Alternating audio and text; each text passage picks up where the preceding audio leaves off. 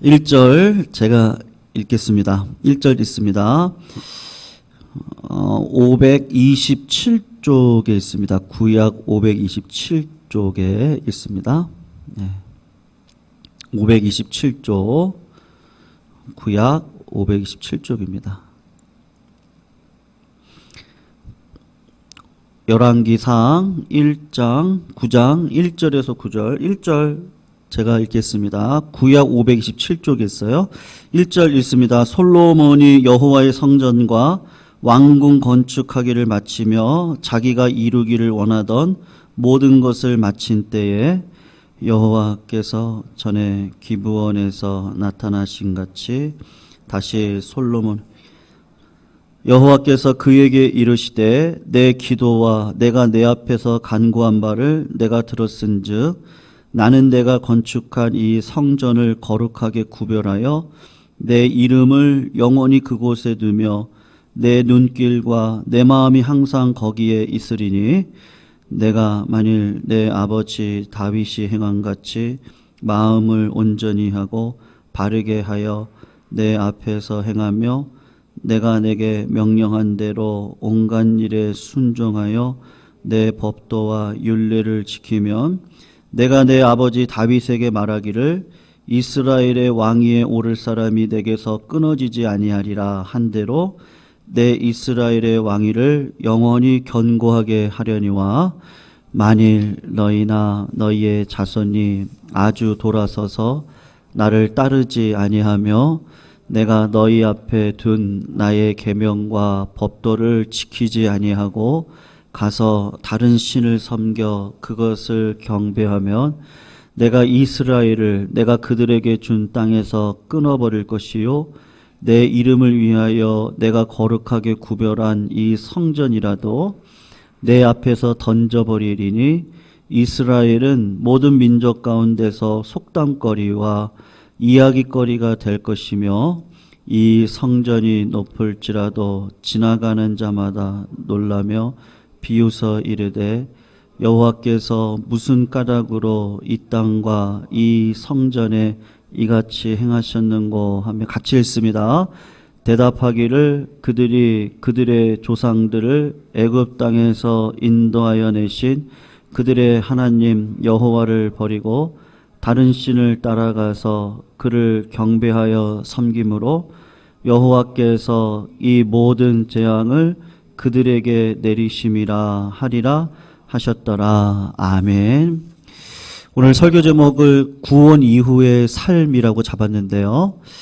오늘 솔로몬을 통해서 하나님께서 우리들에게 주시는 은혜의 말씀이 무엇인지 우리가 좀 상고하는 시간을 갖도록 하겠습니다.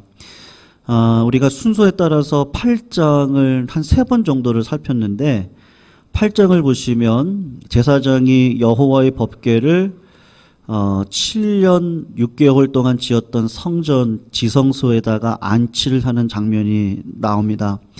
근데 거기를 보시면 그 여호와의 영광이죠. 그 쉐키나라고 하는데 그 영광이 솔로몬 성전에 가득했었다라고 하는 것을 우리가 배웠던 적이 있었습니다. 하나님의 영광이 얼마나 대단한지 여러분 우리가 하나님을 보고 싶다라고 이야기를 하시지만 사실은 이게 이제 우리 뭐라고 하죠? 우리 인간의 지혜를 이해하기 위해서 썼던 표현이긴 하지만 모세가 하나님의 등을 보았다고 이야기를 하거든요. 그러니까 하나님의 등을 진짜 보았겠습니까? 그러니까 이제 문학적인 기법으로 그 하나님의 뒷영광인 것이죠. 그림자를 모세가 시내산에서 보았을 때 그의 얼굴에 빛의 광채가 아주 크게 드러났거든요. 그러니까 무슨 말이냐면 하나님 우리가 햇빛을 정면으로 못 봅니다. 정면으로 보고 한참을 있으면 반드시 인간의 눈은 멀게 되어져 있거든요. 그러니까 하나님을 절대로 우리는 볼 수가 없죠. 그러니까 우리가 진짜 하나님을 만난다. 그럼 우리 죄악 때문에 우리가 견디지를 못합니다. 우리는 벌벌 떨고 무서워 설 수 없습니다. 그러니까 그런데도 우리가 인격적으로 하나님을 만나는 은혜는 누구 때문이죠? 예수 그리스도께서 우리를 위해 중보하고 계시기 때문에 사실은 그 예수님의 공로로 내가 하나님과 기도하고 응답받고 인격적으로 만나서 대화를 하고 하는 것이죠. 우리가 하나님을 정면으로 본다 그러면 살아있을 사람은 아무도 없는 것입니다. 어쨌든 그런 하나님의 영광이 솔로몬이 성전을 지었을 때 그 거룩한 구름의 임재를 통해서 와, 하나님이 내가 지은 성전에 이렇게 머물러 계시는구나는 정말로 솔로몬이 감사했을 겁니다. 그냥 그 감사한 마음으로 하나님 앞에 기도를 올려드리는데요. 심혈을 기울인 성전 봉헌식에 기도를 올려드리죠. 그래서 이방인이 지나가다가 이 성전을 찾아서 기도하면, 그리고 역병이 일어나면, 그리고 우리 민족이 전쟁 가운데 어려움이 있을 때 이 성전에 와서 기도하면 하나님의 임재가 이렇게 임했던 것처럼 우리들의 삶에 임재해 주셔서 그 모든 문제를 해결해 주십시오라고 솔로몬이 한 땀 한 땀 기울여서 정말 정성을 다한 기도를 올려드렸습니다. 그러니까요, 그 솔로몬이 성전을 지을 때까지는 그래도 어때요? 그래도 신앙의 영성이 어느 정도는 살아있는 상황이었습니다. 그리고 하나님의 영광을 받기 때문에 하나님에 대한 두려움도 있고 그랬을 것이 분명합니다. 근데 오늘 본문 1절과 2절을 보면 하나님께서 기드온 산당에서 1000번제를 드릴 때 솔로몬 꿈에 나타났잖아요. 근데 오늘 두 번째로 솔로몬에게 직접 나타나시거든요. 근데 이유가 있습니다. 그 이유가 무엇이냐면 우리 9장 1절 2절을 한번 보세요. 보시면 뭐라고 이야기를 하죠? 우리 같이 한번 읽어보면 좋겠는데요. 읽어보겠습니다. 시작. 솔로몬이 여호와의 성전과 왕궁 건축하기를 마치며 자기가 이루기를 원하던 모든 것을 마친 때에 여호와께서 전에 기브온에서 나타나신 같이 다시 솔로몬에게 나타나셨다. 여러분, 여기서 주의해야 될 단어가 있는데 성전을 건축하고 난 다음에요? 아니면 성전과 왕궁을 건축하고 난 다음에 주님이 나타나셨어요? 하나님은 왕궁까지 다 건축하고 난 다음에 나타나셨거든요. 이게 무슨 말이냐 하면 성전을 7년 6개월 동안 지었습니다. 그러니까는 우리 교회 딱 이 평수예요. 이 평수에 성소와 지성소를 딱 지었는데 7년 6개월이 걸렸단 말이에요. 그러니까 얼마나 정성을 다해서 성전을 지었겠습니까? 그리고 자기의 왕궁을 지었는데 몇 년 동안 지었냐? 13년 동안 지었어요. 그러니까 지금 24년이 흐른 거예요. 솔로몬의 통치의 중반기거든요. 근데 하나님께서 보실 때 솔로몬이 조금 위험해요. 내 자식이 위험하면 부모가 훈계를 하게 되어 있지 않습니까? 솔로몬의 영성 또 솔로몬의 신앙이 변질되어지고 있는 모습을 보면서 하나님께서 왕궁이 건축되어지고 난 다음에 지금 만나셔서 이야기를 하는 거죠. 여러분, 사실 이렇게까지 나타나시면 이건 진짜 복이죠. 여러분, 인생의 가장 큰 복은 뭐예요? 하나님께서 나와 동행하심이죠. 하나님께서 나와, 인간은 내가 지금 살아가는 의미, 여러분, 우리가 하나님 앞에 고민하는 게 뭡니까? 저도 개인적으로 그렇거든요. 지금 제 인생에 언제까지인지 모르겠어요. 근데 지금 이 나이에 지금 목회 몇 년 과정에 하나님께서 지금 어떤 과정 속에 저를 두셨어요? 이거를 제가 늘 묻거든요. 그리고 어떤 일이 있어요? 그럼 하나님 이런 일을 왜 주셨어요? 물어봐요. 그래서 그 뜻이 분명하고 확실하면 마음의 담대함을 갖고 걸어갈 수 있습니다. 근데 하나님과 아무리 기도를 해도 대답이 없으세요. 그럼 그것만큼 답답한 게 없더라고요. 네. 진짜 그것만큼 답답한 게 없어요. 그러니까 하나님께서 나에게 오늘도 말씀해 주시고 지금 어떠한 상황 가운데 있고 하나님의 뜻은 어디에 있고 그것을 가지고 이제 뭐 맨날 하나님 앞에 감동을 주는 건 아니죠. 응답받았던 말씀을 다시 추억해 보기도 하고 상황 속에서 되어지는 일들을 보기도 하고 그리고 뭐 수요 예배도 계속 이렇게 순서로 쭉 나가잖아요. 그 주일날도 뭐 어쨌든 말씀을 이제 계획을 스케줄을 가지고 간단 말입니다. 금요일날도 그렇고요. 그러니까는 이게 하나님의 계획 가운데서 주시는 말씀들이 분명히 있거든요. 이제 그런 말씀들을 통해서 하나님께서 오늘도 이렇게 말씀하시는구나 알고 가면 기쁜데 그렇지 않으면 너무 답답하단 말이에요. 근데 하나님이 그래도 지금 솔로몬에게 나타나서 말씀하신다는 건 이게 복이다. 지금 이건 복인 것이죠. 왜냐하면 솔로몬이 영적으로 위기에 충분히 빠질 수 있는 상황이거든요. 여호와의 전도 건축하고 왕궁 건축하기를 마쳤습니다. 그리고 어느 정도로 보면 20년, 24년이 흘렀거든요. 24니까 그 이스라엘 땅을 다스린 지 4년 만에 성전을 건축했고요. 7년 6개월이 지나고 그리고 13년을 지나가면서 왕궁을 건축했으니까 24년을 지금 통치하고 있는 거잖아요. 그러면 어느 정도 왕궁을 지을 정도면 이스라엘 땅 통치하는 게 평안할 때일 것이고 또 여러 가지로 다 괜찮을 시기 아니겠습니까? 특별히 열왕기상 10장 27절을 보면 이런 이야기가 있는데 왕이 예루살렘에서 은을 돌같이 흔하게 하고 백향목을 평지에 뽕나무같이 많게 하였다. 누가 많게 했다는 거예요? 왕이 예루살렘의 은을 돌같이 흔하게 하고 백향목을 평지에 뽕나무같이 많게 했다. 그러니까 이 솔로몬이 받았던 축복을 가지고 인생에 하나님 앞에 영광을 올려드리는 삶이 아니라 지금 교만이 들어오고 이방 문화의 유혹이 들어오는 상황이라는 것을 지금 하나님이 감지를 하고 굳이 꿈에 나타나셔서 또 지금 이야기를 하시는 겁니다. 사랑하는 성도님들, 하나님께서 당신의 자녀들에게 나타나시는 경우는 4가지 정도가 됩니다. 첫 번째로는 성경에서 나오는 이야기를 그냥 그대로 가져오면 사명을 주실 때 하나님께서 꼭 나타나셔요. 그래서 아브라함을 부르실 때도 이사야를 부를 때도 예레미야를 부를 때도 야곱이 밧단 아람으로 떠나갈 때 베델에 돌베개를 베고 잘 때도 꿈을 통해서 천사가 오르락 내리락 하는 모습을 보면서 하나님께서 우리에게 사명을 주시는 것이죠. 그럴 때 하나님께서 나타나십니다.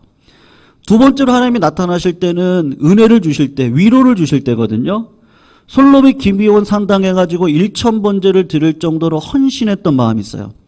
그리고 레부시오메의 듣는 마음을 달라고 그러고 넓은 마음을 주셔서 이스라엘 땅을 잘 통치하게 해달라고 했을 때 하나님께서 보실 때 그건 내 마음에 맞는 기도잖아요. 그러니까 나타나셔서 백지수표를 주셨죠.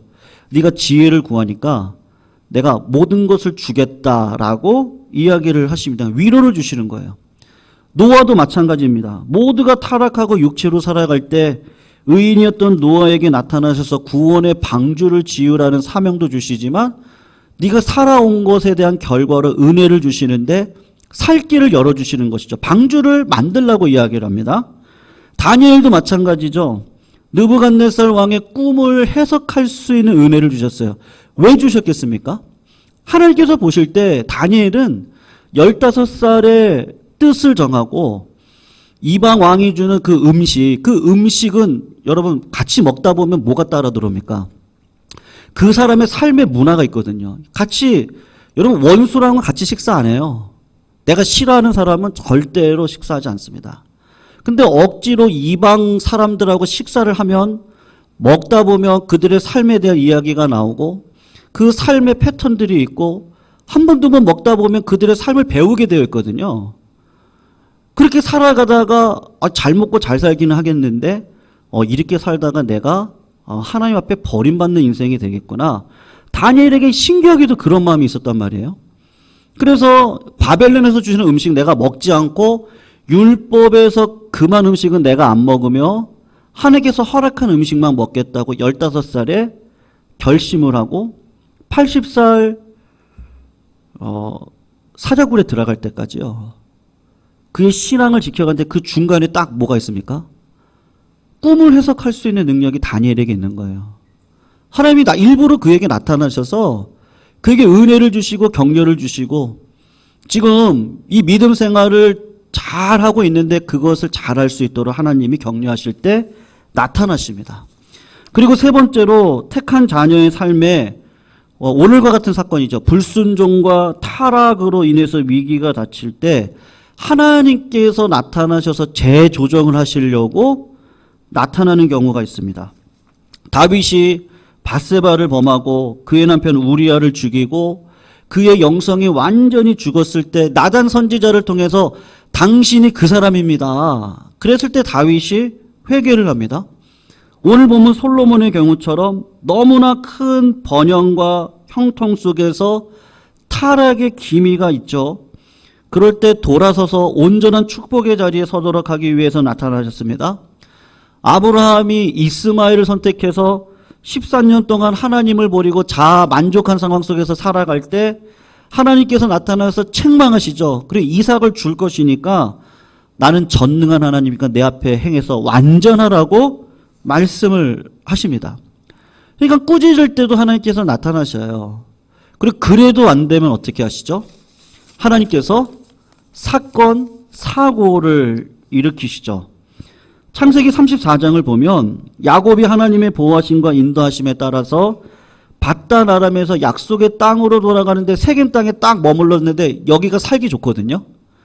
그러니까 약속의 땅으로 베델로 가야 되는데 베델로 안 가고 세겜에 머물러 있었습니다. 그때 하나님께서 어떻게 하시죠? 그의 사랑하는 딸 디나가 아주 치욕스러운 일을 당하고 시므온과 레위가 그 세겜 족속 사람들을 거짓말로 다 죽여서 살인을 자행하는 일이 벌어지게 됩니다. 결국은 하나님이 거기 도저히 있을 수 없게 만들고 어떻게 해요? 베델로 올라가게 하죠. 그때 야곱이 했던 말이 뭐죠? 우리가 베델로 올라가자. 거기서 예배를 드리자. 그럴 때 금귀고리, 은귀고리 다 우상이거든요. 뭐 드라빔 그거 다 꺼내가지고 땅에다가 묻어버립니다. 여러분 우리가 꼭 기억하셔야 될 것이 있는데요. 고난이 없는 성도님들이 계신가요? 우리가 이 고난과 어려움에 대해서 이게 꼭 가져야 될 중요한 관점인데 하나님은 우리들에게 주시는 고난이 유익인데 그 고난의 유익, 그러니까 구원받고 난 다음에 우리는 잘못 생각을 하시는데요. 구원받고 난 다음에 이제 구원받고 내가 하나님의 자녀니까 나는 복을 받을 거야. 그런 아주 잘못된 생각을 하십니다. 하나님께서 구원받고 난 다음에 하시는 일이 뭐예요? 우리 인간, 저도 그렇고요. 제가 지난 날을 돌아보면 하나님께서 왜 그런 고난을 주셨을까? 그리고 끝도 보이지 않는 뭐 5년의 기간, 뭐 3년의 기간, 막 기도를 엄청 시키셨거든요. 그럼 왜 시켰을까? 그러면 다 준비시켜 주시는 과정인데 구원받고 난 다음에 여전히 가지고 있는 이 악의 본성들이 있거든요. 내 안에 있어요. 그건 내가 알죠. 그러니까 하나님께서는 하나님의 자녀를 만들어가는 게 목적이시니까 구원을 일으키셨어요. 그럼 구원받는 백성으로 살도록 나를 끌어가실 거 아니에요? 그리고 결국은 구원받는 자리에 나를 세워놓으실 거란 말이에요. 그러면 인간에게 고난이 없으면 절대로 하나님을 찾는 법이 없습니다. 우리가 어제 새벽 야고보서를 살폈지만 야고보 사도가 야고보서를 쓰면서 처음으로 했던 말이 무엇이냐면 시험과 환난이 오면 기뻐해라. 이상히 여기지 말아라. 성도들에게 처음으로 하는 야고보의 메시지예요. 왜 그런 이야기를 하겠어요? 성도들의 삶 가운데 하나님의 성품을 드러내는 자리까지 가게 하려면요. 고난과 어려움이 없이는 되지 않거든요. 그러니까 하나님께서 솔로몬에게 나타나셔서 이미 그냥 한번 이제 경고를 주는 거죠. 여러분, 하나님도 많이 참으십니다. 참다가 또 참다가 또 참다가 그리고서는 지금 한 20년 만에 나타나신 거예요. 그리고 솔로몬에게 얘기를 하는데 여러분 3절을 보세요. 여호와께서 그에게 이르시되 내 기도 내가 내 앞에서 간구한 바를 내가 들었다. 나는 내가 건축한 이 성전을 거룩하게 구별하고 내 이름을 영원히 그곳에 두고 내 눈과 내 마음이 항상 거기에 있다. 그러니까 너의 기도를 들었다. 그러면서 갑자기 하나님께서 저 분위기를 확 전환시키시는데 4절 5절을 보십시오. 너가 만일 아버지 다윗이 행함같이 마음을 온전히 하고 바르게 하고 내 앞에서 행하며 내가 내게 명령한 대로 온갖 일에 순종하고 내 법도와 율례를 지키고 내가 내 아버지 다윗에게 말하기를 이스라엘 왕위에 오를 사람이 내게서 끊어지지 아니하리라 한 대로 이스라엘의 왕위를 영원히 견고하게 하리라고 지금 이야기를 합니다. 여러분, 솔로몬이 현재 주어진 이 축복을 잘 감당해야 되는데 이 축복이 다음 세대까지 축복의 열매로 계속 따먹기 위해서는 하나님께서 상기를 시켜주시는 거예요. 네 아버지 다윗을 보라고 하는 것이죠. 그러면서 이스라엘 백성들하고 솔로몬에게 축복받는 조건이 화려한 성전을 짓는 데 있는 게 아니고 그 성전에 임재해 계시는 하나님의 말씀에 순종하는 데 있다는 것을 지금 다시 말씀하면서 그것에 대한 모델로 누구를 이야기하고 있습니까? 다윗을 이야기하고 있는 겁니다. 다윗의 행함같이 마음을 온전히 하고 바르게 해서 내 앞에서 행하라. 여러분, 객관적으로 보세요. 다윗이 도덕적으로 윤리적으로 깨끗했습니까? 객관적으로요. 아니에요. 간음했어요. 살인했어요. 교사 살인이죠. 하나님의 이름을 망령때 일컬었어요. 10번째 계명 남의 아내를 탐했어요. 모든 10계명을 다 범했습니다. 그런 사람이거든요. 근데 마음을 다윗의 행함같이 마음이 온전하다. 이 영어로 보면 원어로 이게 NIV가 원어로 잘 번역을 한 것들이 있거든요. The integrity of heart예요. 그러니까는 마음의 그 성실함을 이야기하거든요. 다윗도 똑같은 죄인인데 사울은 아무리 이야기를 해도 환경에 움직이는 사람이에요. 환경 속에서 내 왕의 권위를 놓치면 안 돼요. 하나님께서 나에게 주신 축복은 절대로 놓칠 수가 없는 거예요. 내가 이걸 어떻게 버려요? 하나님은 버리라고 하는데 안 버려요. 자꾸 안 버려요. 근데 다윗은 어떻게 하죠? 다윗의 마음에 그 성실함이 있는데 그게 뭐냐면 다윗은 하나님께서 무슨 말을 하면 말씀이 들려서 그 말씀에 나의 삶을 되돌려요. 도덕적으로 윤리적으로 다윗이 진짜 나쁜 놈인데 사울보다 더 나쁜 놈이거든요. 인간적으로 보면. 그런데 하나님께서는 다윗을 사랑하시는데 결정적일 때마다 다윗은 그 마음 가운데 말씀에 대한 순종이 있는 것이죠. 다윗은 하나님의 말씀이 그의 심령을 때리면 즉시 자신의 자리에 내려와서 두 손 두 발 다 들고 주님께 항복합니다. 말씀에 순종합니다. 자신의 잘못을 시인하고 회개의 자리에 섭니다. 지금 솔로몬을 보니까 자꾸 사울의 모습이 계속해서 드러납니다. 그러니까 하나님이 참아서 20년 만에 나타나셔서 하는 이야기가 네가 지은 성전, 네가 그 형통이라 생각하는 그 왕궁, 하나님께서 이야기하시는 것이죠. 다윗과 같이 마음의 그 인티그리티는 성실함이라고 하지만 또 다른 뜻이 뭐냐면 정결이잖아요. 깨끗함입니다. 하나님의 말씀의 물이 들어와서 내 안에 있는 죄를요 싹 쓸어가시는 거예요. 이번 주일날에도 제가 말씀드리겠지만요, 회개를 하면요 내 안에 가득했던 죄가 다 빠져나갑니다. 빠져나가고 나면 이 텅 빈 자리에 뭐가 들어오죠? 은혜가 들어와요. 하나님의 은혜가 들어오면 그때부터 빛된 인생을 살아갈 수 있거든요. 그러니까는 내가 죽어야 되는데 하나님께서 나를 죽이시는 방법이 무엇이냐? 고난일 수도 있고 하나님께서 계속해서 경고하시는데 그건 자기가 알아요. 내가 알아요. 내가 하나님께서 지금 나한테 지금 하시는 이야기구나, 아니면 지금 나에게 지금 어떻게 하라고 하는 걸 하나님께서 말씀하시거든요. 여러분, 그러니까 축복에는 조건이 있습니다. 그러니까 구원이 공짜가 아닙니다. 하나님께서 예수 그리스도의 그 자기 아들을 죽였던 희생의 대가가 있기 때문에 그만큼의 대가를 치르는 자들을 통해서 축복을 하시지. 근데 그 축복이 뭐예요? 하나님의 말씀이 계속해서 들리는 거예요. 여러분, 우리가 죽을 때 뭐 가지고 하늘나라 가시겠어요? 하나님 앞에 가시겠습니까? 저는 오늘도 그걸 묵상했는데요. 예. 오늘 좀 이런저런 생각이 들어서 내가 지금 자꾸 또 상황에 흔들리는구나 하는 생각이 들어가지고 마음에. 그래서 이제 한 30분 정도를 곰곰이 하나님께서 나에게 하시는 말씀이 뭘까? 지금 어떻게 하기를 원하실까? 여러분, 하나님께서 결국은 내가 믿음 가지고 가야 되는데, 내가 또 나에게 주신 말씀을, 인간의 본능이 그렇잖아요. 잠깐 딴 생각하면 하나님 말씀이 또 기준이 안 돼요. 목사인 저도 그렇더라고요. 그래서 믿음인데, 하나님 보시는 건 믿음이죠. 믿음을 보시고 하나님과 함께 동행하는 천국의 삶을 살아갈 때도 하나님은 나한테 믿음을 요구하실 건데, 그 믿음이 뭐겠어요?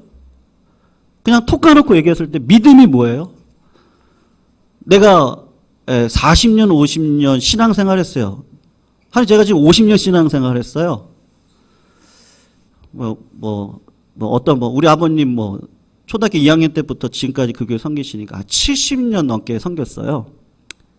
그걸 보시겠습니까? 그건 그냥 기본이고요. 그런 거는 진짜 차치해 두고, 날마다 하나님과 동행하면서 하나님의 뜻을 따라서 오늘도 의인의 요동함을 잃어버리지 않고 말씀을 따라서 열매를 맺고 살아가는 그거. 근데 그 열매가 하나님 보실 때는 작은 거거든요. 큰 게 아닙니다. 다윗과 같은 심성인 거죠. 이거 나한테 주시는 말씀이구나. 오늘도 회개하고, 회개한 자리에 은혜가 풍성하게 들어오면 그 은혜를 붙들고 상황을 이기고 믿음으로 걸어가는 그 삶. 다른 사람이 볼 때는 되게 작아 보여요. 근데 주님이 볼 때는 어때요? 너무 커 보여요. 그러니까 주님이 하신 얘기는 네가 작은 일에 충성했으니까 내가 큰 걸 맡길게. 그 말이 진짜예요. 하나님이 보실 땐 그래요. 우리 인간이 볼 때 무슨 큰 교회를 잃었다, 어쩌다, 신앙적으로 어떻다 그러는 거죠. 하나님께서 보시는 건 믿음 보는 거죠. 그러니까 제가 딱 말씀을 보면 사도 바울이 했던 말이 딱 맞는 거예요. 내가 선한 싸움을 싸우고 믿음을 지켰습니다. 제가 수백 개의 교회를 개척했고, 하나님께서 귀신의 은사 쫓아내는 것 주셔서 귀신도 쫓아내고, 치유의 은혜도 있었고, 그거 자랑할 수가 없는 거죠. 그건 은혜로 주신 거고, 하나님 사명으로 맡겨주신 거고요. 결국 사도 바울에게도 중요한 건 믿음인데, 여러분 사도 바울이 의미심장한 이야기 했죠. 기도를 오래 하신 분들이 응답받은 거예요. 너 예루살렘 올라가면 반드시 죽어. 이 지팡이, 이 띠를 가지고 있는 사람은 예루살렘에 가면 환난을 당하고 묶임을 당하고 어려움을 당하고 고난을 당할 것이다. 여러분, 그러면 그거 하나님의 뜻이니까 안 가야 되잖아요. 근데 사도 바울은 어떻게 하죠? 하나님 앞에 묻고 넌 이방인의 사도로 살아야 된다. 그러니까 가야 되는 거예요. 죽음이 있음에도 불구하고 사도 바울은 예루살렘으로 올라갑니다. 그리고 진짜 죽을 위기를 당합니다. 여러분, 우리가 어떤 분에게 하나님의 뜻입니다, 그렇게 말할 수 없습니다. 이건 다 개인적으로 하나님 앞에 묻고 받으셔야 되는 거거든요. 그래서 성도님들, 다윗에게 있었던 그 믿음을 오늘 다시 하나님은 부각을 시키면서 솔로몬에게 이야기를 하는 거죠.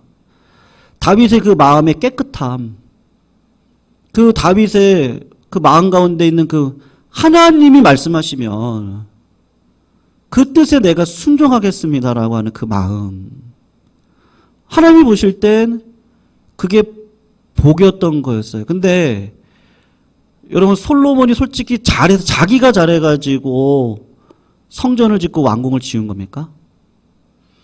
아버지 다윗이 평생을 준비해서 자기가 짓고 싶었어요, 성전을요. 근데 하나님은 네가 피를 흘렸어요. 어떤 피를 흘렸죠? 우리가 주일날 계속 공부하면서 배울 거지만 다윗이 믿음이 떨어질 때 도망갔습니다. 아기스 왕에게 도망갔을 때 살아야 되잖아요. 그러니까 이방 민족들을 다 쳐가지고 그들의 재물과 모든 것들을 다 끌고 도적질을 했어요. 근데 아기스한테는 신뢰를 주려고 뭐라고 얘기했냐면 내가 유대인들을 쳤다고 거짓말을 했어요. 얼마나 거짓말을 잘했는지 아기스 왕이 믿었어요. 저 사람은 내 신복이다. 그럴 정도로 믿었거든요.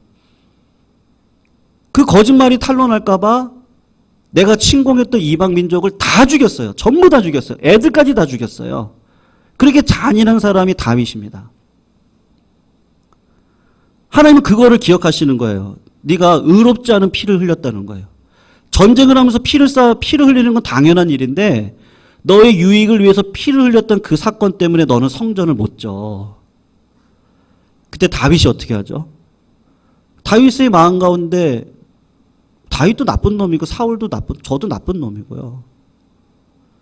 마음 가운데 하나님께서 말씀을 하시며 내 마음 가운데 성실함이, 정직함이, 그래서 다윗은 정직한 영을 달라고 성전을 짓지 말라서 앉아요.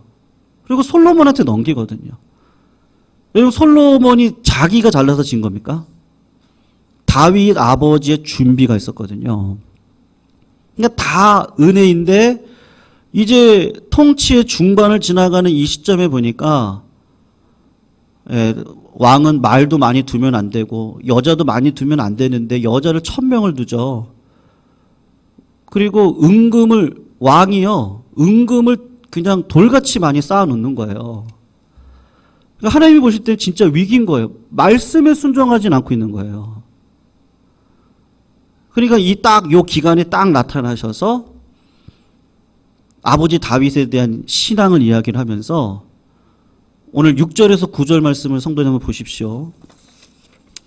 만일 너희나 너희 자손이 아주 돌아서서 나를 따르지 아니하며 내가 너희 앞에 둔 나의 계명과 법도를 지키지 아니하고 가서 다른 신을 섬겨 그것을 경배하면 내가 이스라엘을 내가 그들에게 준 땅에서 끊어버릴 것이고 내 이름을 위하여 내가 거룩하게 구별한 이 성전이라도 내 앞에서 던져버리리니 이스라엘은 모든 민족 가운데 속담거리와 이야기거리가 될 것이고 이 성전이 높을지라도 지나가는 자마다 놀라며 비웃어 이르되 여호와께서 무슨 까닭으로 이 땅과 이 성전에 이같이 행하셨는고 하면 대답하기를 그들이 그들의 조상들을 애굽 땅에서 인도하내신 그들의 하나님 여호와를 버리고 다른 신을 따라가서 그를 경배하며 섬김으로 여호와께서 그 모든 재앙을 그들에게 내려 주심이다. 이렇게 말씀을 하는데 여러분 이 말씀대로 됩니까 안 됩니까? 결국에 바벨론에 의해서 이스라엘이 완전히 무너지고 이방 땅으로 끌려가는데 그 단초 역할을 했던 사람이 누구라고 분명히 얘기하죠? 솔로몬이었다고요. 솔로몬의 우상숭배 씨앗이 이스라엘 전역을 우상숭배로 이끌고 결국은 이 말씀대로 성전을 다 무너뜨리고 이방 땅으로 끌려가 버리는 일들이 발생을 하게 됩니다. 성도님들, 말씀의 양면성이 있습니다. 무엇이든지 그런데요. 선줄로 생각하는 자 넘어질까 조심하라. 하나님께서 주신 지혜는 오늘 우리 새벽에도 살폈습니다만 지혜와 믿음이 연결되어 있잖아요. 야고보서를 보면. 그래서 지혜가 없으면 하나님께 구하라고 그랬습니다. 그리고 요동하는 자가 되지 말라고 그랬거든요. 그러니까 하나님을 믿는 그 말씀의 순종의 삶의 지혜가 있어서 그 지혜가 우리의 삶을 영혼의 삶으로 이끌어가게 하시는데 현장은 어떻습니까? 참 신기해요. 현장은 꼭 갈등을 할 수밖에 없는 상황 가운데 우리를 두시고 그리고 하나님은 꼭 선택하도록 나를 이끌어 가시죠. 여러분 우리가 기도하면 100% 응답을 못 받죠. 하나님께서 어느 정도만 응답하시고 그 다음부터는 내가 일하게 하시잖아요. 그러니까 내가 일을 해서 하나님의 뜻을 이뤄가는 자리에 쓰임받도록 하십니다. 우리가 자녀한테도 그렇죠. 다 안 줘요. 왜냐하면 자립심을 키우기 위해서 어느 정도만 주고 네가 해야 된다. 네가 스스로 성실해야 된다. 네가 시간을 지켜야 된다. 그걸 자꾸 강조를 합니다. 하나님도 똑같거든요. 그게 말씀이에요. 근데 그건 부모님의 사랑인 거죠. 오늘 솔로몬을 죽이려고 하나님이 다시 나타나셨습니까? 아니요. 솔로몬을 어떻게 하든지 살리시려고 20년 만에 나타나신 거예요. 그래서 지금 이런 상황 가운데서 돌이켜야 된다. 그렇지 않으면 이 말씀 그대로 심판이 임할 거야. 다윗을 봐. 네 아버지 다윗을 봐. 이상하게 죄를 짓다가도 하나님께서 말씀하시면 돌아서요. 그 마음의 성실함을 갖지 않으면 이 나라는 망한다. 근데 진짜 망했나요? 안 망했어요. 예수님을 약속 가운데 보내주셔서 새로운 영적인 이스라엘, 우리 같은 사람들을 세워주셨죠. 그러니까 하나님은 지금도 은혜의 하나님이세요. 지금도 돌아오길 원하세요. 지금도 하나님은 우리가 빗대기를 원하세요. 누구든지 마찬가지예요. 회개하고 돌아오기만 하면 하나님은 언제든지 우리를 쓰시겠다고 이야기를 하세요. 믿으십니까? 그걸 믿으시기를 축원합니다. 내가 믿는 믿음 안에 하나님께서 역사하시는 거죠. 그래서 상황에 어떤 상황이든지 상관없습니다. 하나님은 오늘도 그 말씀 앞에 순종하는 자를 통해 은혜를 주시고 그 은혜에 따라 나를 사용하실 겁니다. 그러므로 성도님들 오늘도 이 믿음 가지고 살아가시기를 부탁드리겠습니다. 우리